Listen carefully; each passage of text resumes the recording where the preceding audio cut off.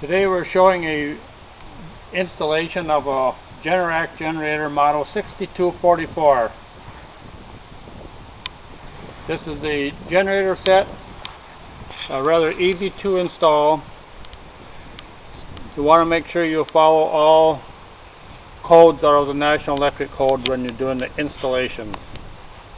During the installation of Generac model 6244, on this particular application we had to clean up the utility pole. Utility company here does not want anything on the pole if it's a utility owned pole. So we installed a farm panel, the distribution panel.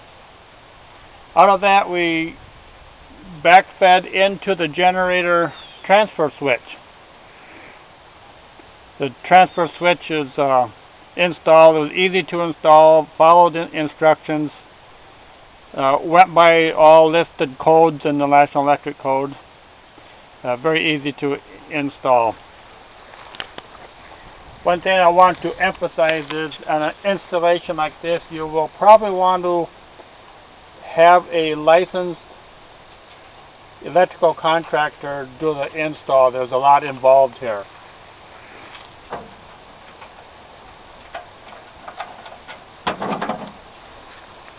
This is what the inside of the transfer switch looks like once it's installed.